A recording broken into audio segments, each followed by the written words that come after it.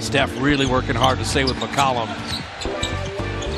There's Nurkic inside. KD with a block. Steph, what a steal. Beautiful defense there. JaVale running the lane. What a pass to JaVale.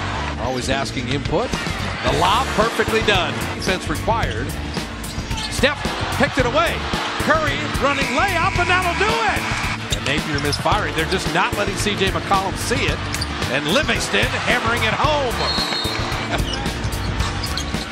And the return feed and the dunk. And Aminu poked away by Nick Young. KD in a foot race. KD the winner. You have to educate them. They say, no, we don't want you doing all that. We want you inside. KD with a three. Make sure he got him blocked out. Durant again. He's already got 13 in the quarter. This was a more obvious foul even than the Nurkic one. Yeah, you'll see it here. You can't lean in like that.